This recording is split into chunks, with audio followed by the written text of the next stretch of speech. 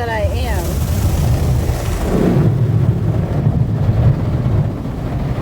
I took the opportunity of my friend buying my Bone Thugs and Harmony, well, I should say Ice Cube Legends of the West Coast ticket, and I wanted to cover her for purchasing it from me. Looking back, I'm like, did you purchase it?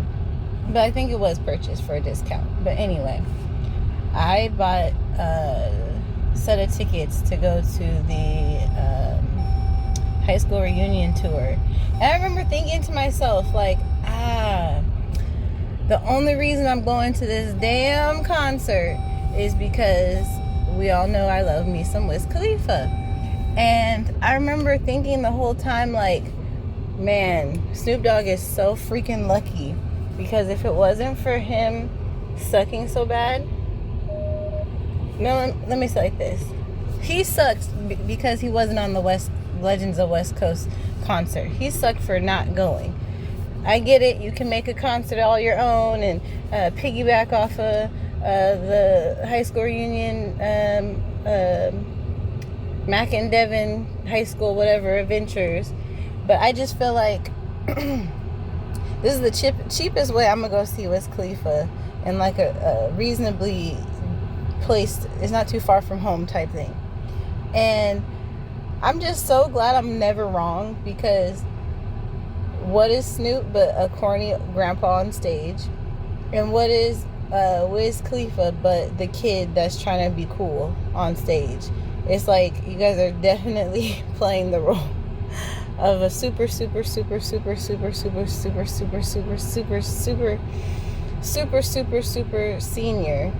and the new kid that is almost 40, but doesn't matter because we're in America and this is how we look at our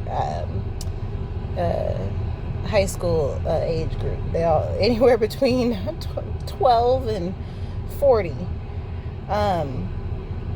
And it's so funny because I was so excited for this concert. I was like hyping it up. Like, I'm about to go crazy when we get in this concert. You can't hold me back. I'm about to hop the fence. All this stuff I was saying. And I just remember my friend being like, okay, I'm going to get you on camera. Like, whatever you do, like, just know I'm holding it against you kind of thing. And right before we get to the concert, she buys me Kraken rum, which, if you know, you know. Kraken rum, that's like the best straight liquor. Personally, okay, yes, we could argue about tequila, but rum. And I was sitting there like, oh, I'm so relaxed now. I went from so anxious to so relaxed. Okay.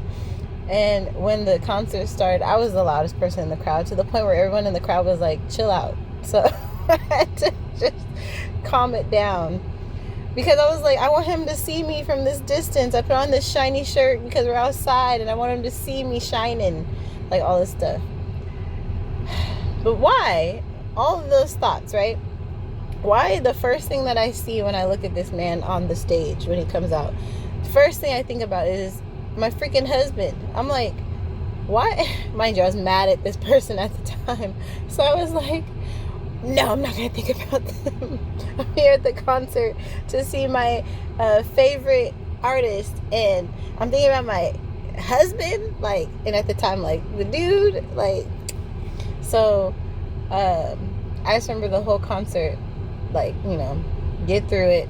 My boobs started getting engorged because of the alcohol, so I was like super sober by the end.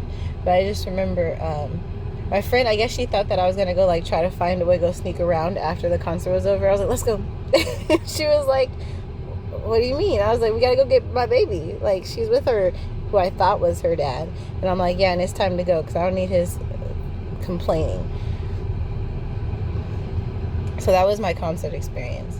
And let me just say, Miss Mary has never been wrong when she said, if you go back and forth between a friend that has that you owe and you trying to get the debt off of you, at what point is enough going to be enough?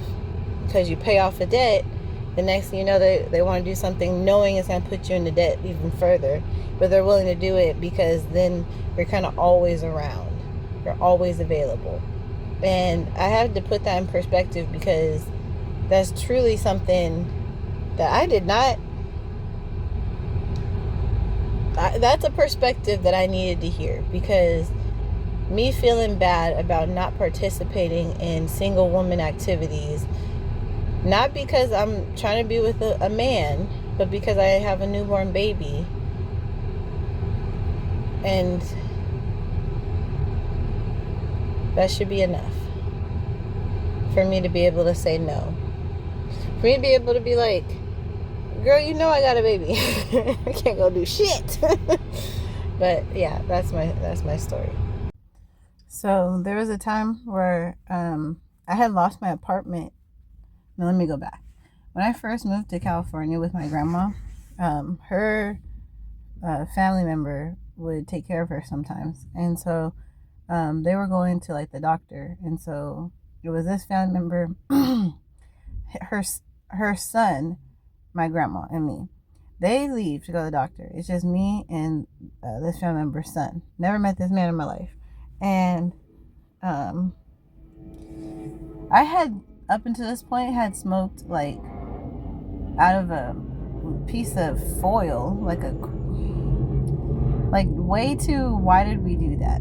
And so this time around it was like maybe my first real opportunity to actually smoke, and so I was like, okay, because he's like, we're gonna get high today. Like he literally was like, you ain't got a job and you ain't got shit to do. Like you're not wrong.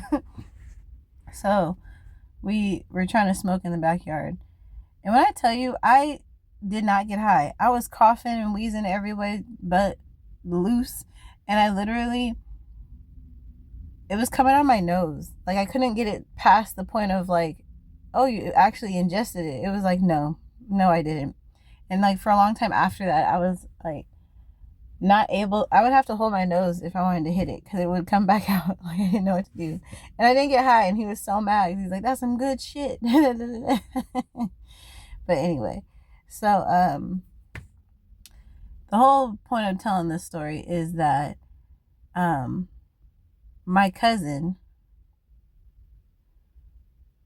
his older sister, I used to kick it with her after I moved, because it was like a big cousin, little cousin situation. And I was like, I want to go outside without having a curfew, and you're the only person I can be around without having a curfew. And so she was like, yeah, that's fine. And then we used to kick it all the time. She went out of town one day and she had animals, and it was like, hey, can you take care of my animals? And I'm like, yeah, that's perfect. And that gives me like a weekend to not be with my immediate family, like a break. And I had a boyfriend at the time, so I'm like, this is perfect. He was talking about a party to go to, so let's prepare for this weekend outing. First one since I've been out here. That wasn't, one, didn't get shot up, and two, I didn't get home on time or because listen, the party that got shot up, I still got home on time. So anyway, so this party we go to, everybody's doing nitrous out of balloons and stuff. This is like my first time seeing that that's even a thing, and we're with a bunch of like his friends or his friends. Like I don't know any of these people. I'm just with him. And like as I'm getting more like, I'm thinking I'm just getting high because I'm like, hitting out of a bong that everybody's hitting out of. So I'm just like, yeah, I'm just getting high. And it's like, whoa, this stuff is strong. But at the same time, I never drank anything like that whole night. And let me tell you, I don't remember going home. Like I don't remember leaving the party. I don't remember being in the car. I don't remember going up the stairs to the apartment. I don't remember. I barely remember being in the apartment with him, because I just remember him being like, I'm gonna go home or something like that. And I was like, okay. But then the next day, this same person was like, yeah, it's so crazy. Yesterday you asked me if I raped you, but we just had sex. And I was like, what? And my first response was, why would I accuse you of that? Because obviously we have sex before, we have sex often. Why would I accuse you of that? And I didn't remember that I didn't remember the whole night for real until like way later. When I say later, I mean like maybe a year or two later. Like me and him have broken up. I was back in a different state, and he called me and was like, "Oh, you still smoke weed? Oh, you got to do better. I'm just checking on you because I care." Like all this BS. Come to find out, after I'm realizing this years later, you're just checking to see if I remember what I'm supposed to remember, but I don't. And so, the last time I talked to this person, they were literally like, "Can I get a picture? Can you send me a picture?" Even though they added me on Instagram, so I was like, "This is the most up to date you can find." They insisted that he insisted that I send him a picture, and when I said no, he accused me of looking like I had AIDS, and I was so hurt, not because I look like somebody that might have a illness, but because you wanted so much from me just for you to be like, you have AIDS. Very rude. And then it made me think, like, this person is super homophobic. When I say homophobic, I mean like, we should burn them all down, drop bombs in their neighborhood. Like, he's terrorist level of phobic. I don't know if he's ever beat someone up for being gay, but ooh, it's in his bones to, like, the satisfaction would probably mean something to him. It's just like the non-black person that I dated who had a fat phobia, to the point where you get angry at strangers for just being fat. And I'm just like, calm down. It's weird.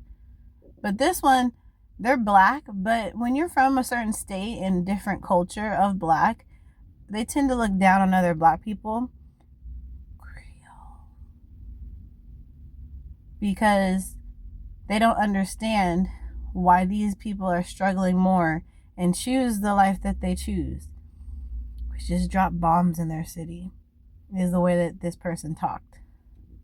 So long story short, I should have seen way sooner that this person not only did what they did, drugged me, pretended like they don't know, and just, that's why all of the stuff leading up to us breaking up after that was like very much accusational, like everything's my fault. And then when I left, they got like nervous because this person works in law. So, they understand how much trouble they're in. So it's just one of those things where it's like ironic how you can go from smoking with your cousin in the backyard to dating your drug dealer to this person potentially drugged me and is in law. I guess it's not ironic. I guess that's the exact pipeline. So there is this time after I was in my whole phase and was basically making plans with a friend, like, what are we going to do? Are we going to do this? We're going to do that? This is the friend, wingman, no wingman, like all of this stuff. I just remember I was going to my friend's house one day and I stopped at this gas station, and the gas station had this dude in it, and I was like, he's kind of my type. I haven't thought anyone in this state has been my type, like, once. So I'm like, he's kind of my type. Okay.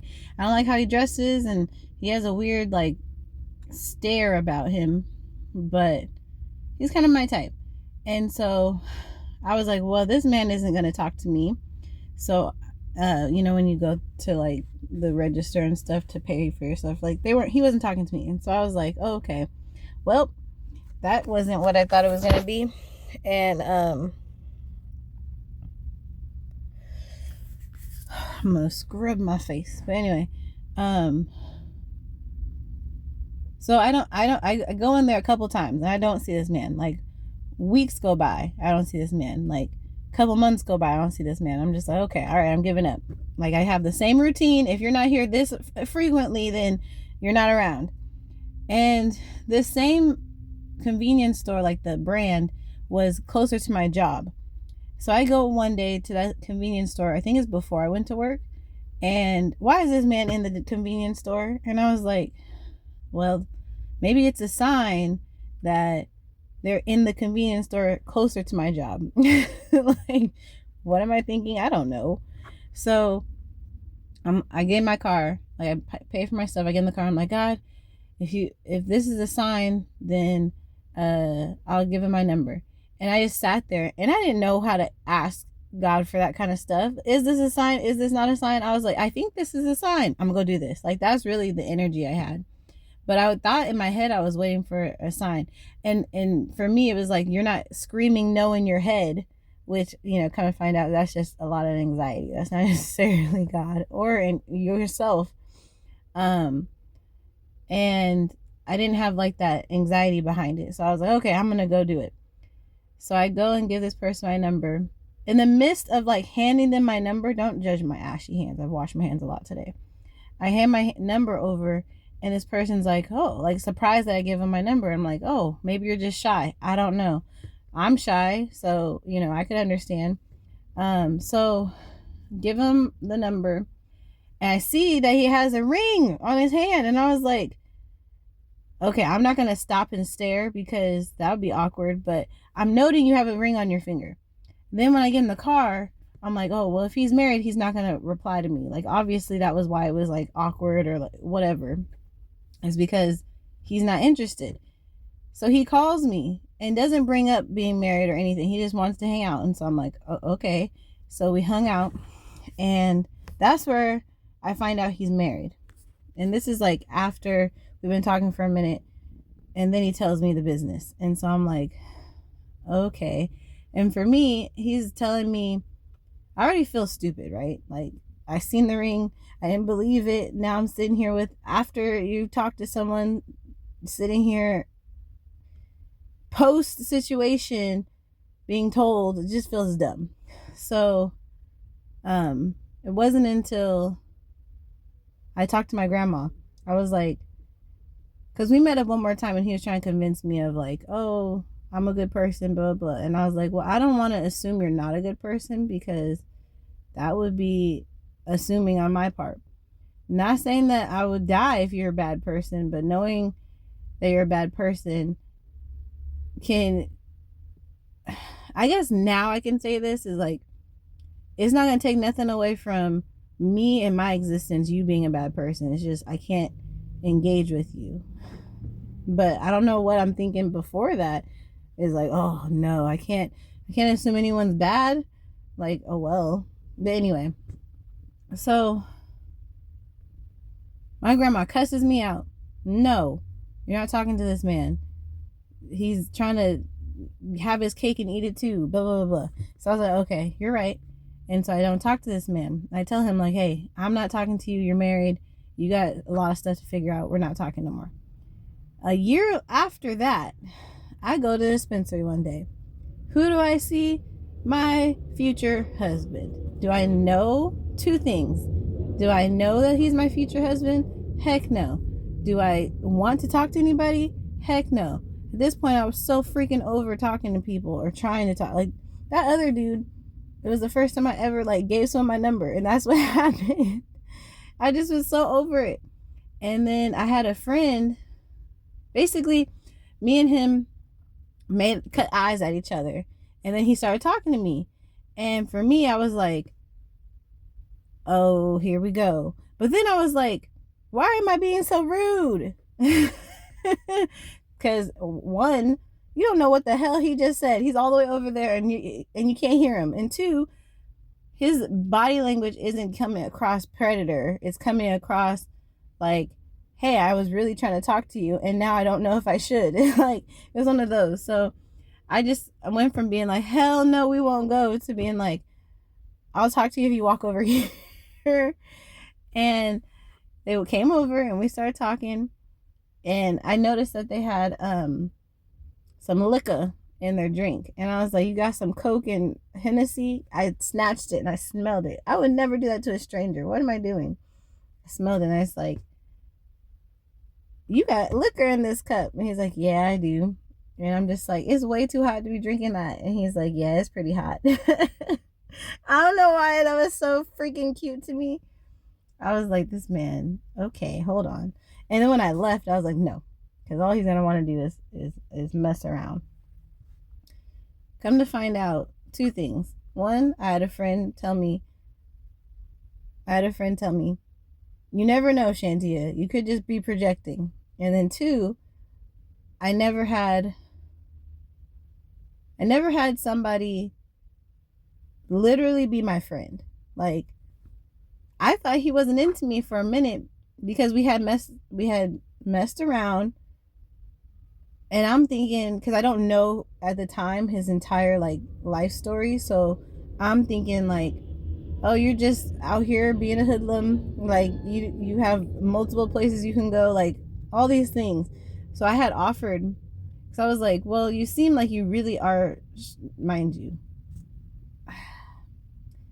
don't do this with everybody, okay, kids? But I had heard his story and I was like, dude, it would mean a lot if we could help each other out, because I need help with rent. Like, the rent here is not that cheap. I don't have the best paying job. I'm affording it right now, but if you lived here, that would help me save up money. And on the other end, whatever you have going on, it's not a lot to pay for rent, and you have like basically the amount of space that you need. And that was kind of the conversation.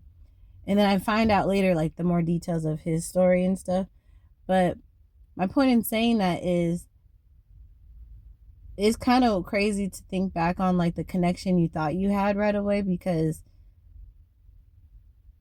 it's something unfamiliar. Oh, I've never given this person or any person my number before. I've never done this or that. Come to find out, that's why you don't know. Comparatively, when I thought it was familiar, when I thought it made sense, that was the most vulnerable time I was in to get played.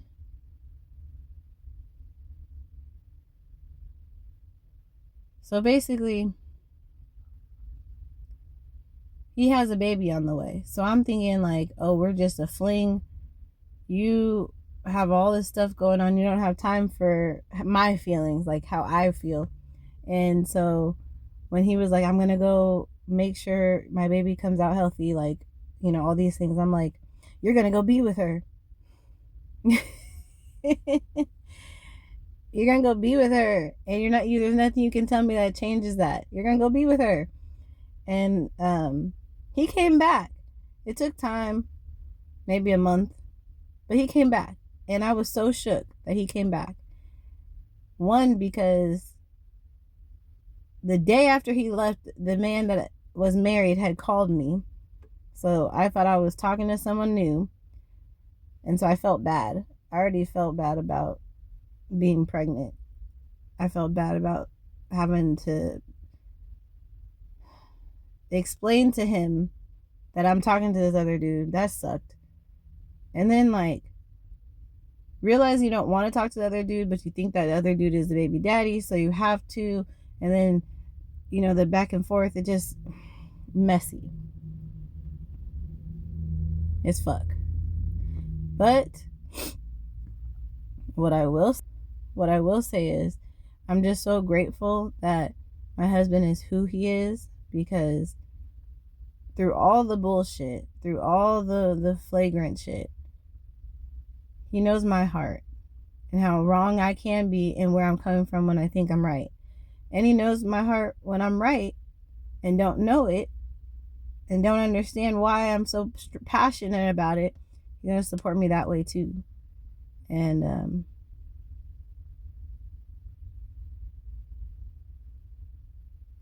that's why I can't like sit and just be like, it's just confusion that'll clear itself up, because if it was up to other people in this story, things would never be cleared up. Not as long as they can get something out of it.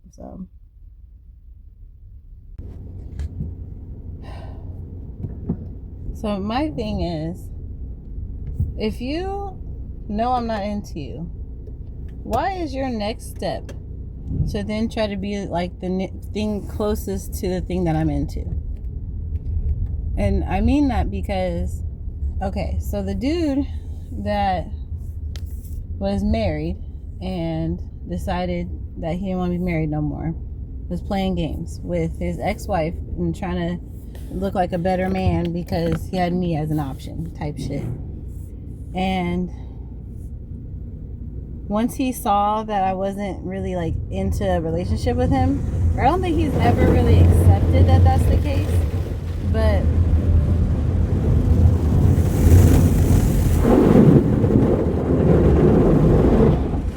he's definitely saw that that's the case. Like me insisting that he takes a paternity test when we have the baby or when the baby comes. When he decided to spend a bunch of money on a house that he insisted would be the perfect size for everybody, even though he couldn't even afford it. So I don't know why he thought it would be the perfect thing, because it's not our house. I'm not investing in a house with you. It's supposed to be your space, but you couldn't afford it. That's the reality. Is $5,000 a month is a lot, but it has to be because you smoked too much and got kicked out, knowing that the rule was don't smoke too much. So self-sabotaging type shit. But anyway, so before he spent that money, it was after he spent the money, he's telling me, oh, don't have anybody in the house when I'm not here, all this other shit. And for me, I wouldn't move like that, where I'm not trying to be with you. And at that point I had told him that I'm in love with somebody else, like tears coming out, crying because we were getting into it. And his response was like, okay, but do you have a plan? And I'm thinking like, okay, all he cares about is the baby being good. But I find out it's really competition, because ever since he saw what the guy looked like, he's gone out of his way to try to look like that. I have a type. So they're, phenotypically speaking, they're kind of similar. They're both tall. They both have brown skin. One has glasses, but the other, they both have white teeth and like a nose ring, stuff like that. So I can, even if I want to be like, no, I don't have a type, like I can see why you say that. But the difference is, the dude, like I said before, was up in the gas station looking a little nerdy. After he started talking to me, he never looked that nerdy again in his life. I think to this day. There's a certain point where he stopped wearing glasses. Do you have contacts? No. But you're just not wearing glasses all of a sudden. That you're trying to, this man, so the father of my child has dreadlocks. This man just decided to try to perm his hair in order to get the same quote unquote look. This man's insane. Did I know that's what he was doing when he did that? No, I thought he was doing something different and weird, but I didn't judge it. But then I found out that's why, because you're trying to be like this other person. And I've had someone tell me that before, where they're like, I like you a lot, Shantia, but I feel like I have to change a lot about me for you to like me. And it's just like, how about you don't assume what I like? Because as far as I can tell, what I like and what has tried to replicate what I like has failed miserably. But the point of this is, it really is frustrating for me knowing that at the point where I was content with us not being in a relationship, this person has decided to make it their mission to have me under their thumb, whether it be financially, romantically, mentally, abused, whatever it took. And now that this isn't working for this person, they're trying to lead with the, I'm not a good parent. And the leading with that is so flawed. It's actually baffling me. I'm not so surprised, but I am hurt, because if you cared about the daughter you claim and the situation, then you wouldn't go out of your way to make it harder. And claim, it's one thing to claim you need to stop something from happening. She got the whole game twisted. She thinks that's how you're supposed to take care of children. It's not. But it's like you're trying to twist the situation where nothing needs to change, but you need to be involved because I'm not mentally stable enough or whatever. So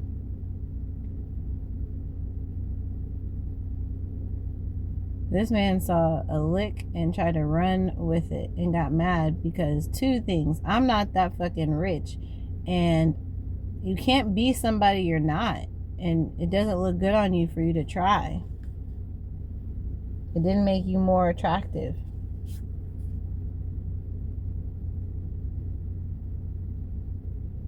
Your cracks are starting to show.